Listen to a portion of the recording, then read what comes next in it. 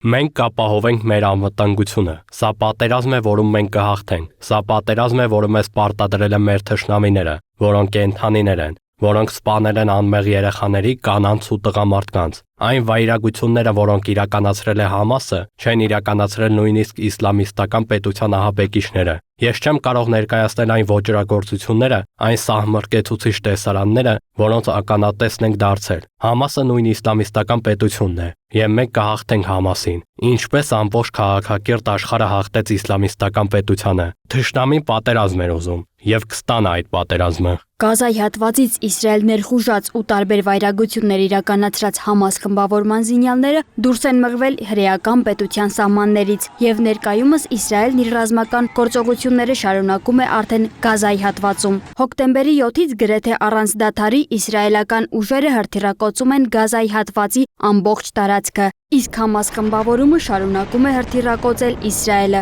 Հակամարտության հետևանքով երկու կողմերից զոհերի թիվը գերազանցում է 1300-ը, իսկ վիրավորները 5000-ը։ Համասը սակայն չի լքի Գազայի հատվածը եւ կշարունակի պայքարը, հայտարարել է խմբավորման ներկայացուցիչ Հասան Բադրանը։ Իսրայելի պաշտպանության բանակը հայտարարել է, որ գիշերվա ընթացքում տասնյակ ավիահարվածներ են հասցվել Գազայի հատվածում Համասի եւ Իսլամական ջհադին պատկանող ավելի քան 200 թիրախի։ Հրեական պետության օդուժը թիրախավորել է Համասի զենքերի պահեստը մզկիթում, Համասի հրամանատարական կենտրոնը մեկ այլ մզկիթում, Համասի մի քանի օպերատիվ թաղամասեր, ենթակառուցվածքները, որոնք օգտագործվեն կազմակերպության բարձրաստիճան անդամները եւ Իսլամական ջհադի ահաբեկչական ենթակառուցվածքները։ Համացանցում տեսանյութեր են տարածվում, որոնցում թռչնի բարձրությունից երևում է ավերակների վերածված Գազան։ Քասան բրիգադների խոսնակ Աբու Ուբեդյան շրջափակված Գազայի հատվածում իսրայելական հարձակումների մասին ասել է, որ իրենք պատրաստ են երկարատև կռվի։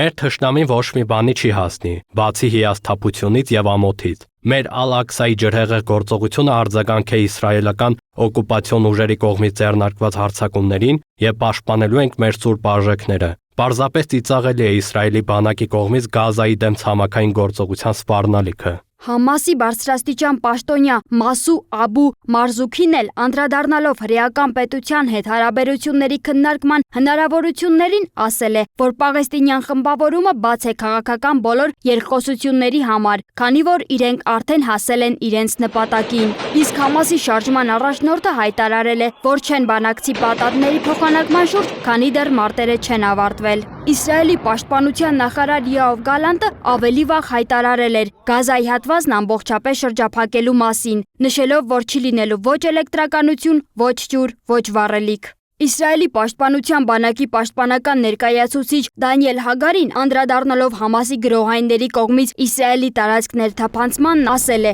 որ իսրայելցի զինվորականներն արդեն վերականգնել են Գազայի հատվածի իրենց սահմանների նկատմամբ վերահսկողությունը։ Անցած օրվա ընթացքում ոչ մի ահաբեկիչ չի ներթափանցել պատնեշների միջով։ Ինժեներական զորքերն աշխատում են վնասված արգելապատնեշների հատվածում հարակից տարածքների ականապատման ուղղությամբ։ Իսրայելի պաշտպանության բանակի մեկ այլ ներկայացուցիչ Ռիչարդ Հիխտն էլ հայտնել է, որ հոկտեմբերի 9-ի երեկոյան Համասի ոչ մի գրոհային չի ներթափանցել Իսրայելի տարածք, սակայն վտանգը դեռ չի ավարտվել։ Ինչ վերաբերում է հակառակորդի զոհերին, Հեխթը ասել է, որ արդեն Համասի 1500 սպանված գրոհայինների մարմիններ են հայտնաբերել, կան քիչ թվով ահաբեկիչներ, որոնք չեն կարողացել վերադառնալ Գազայի հատված եւ դեռևս թաքնվում են Իսրայելի տարածքում։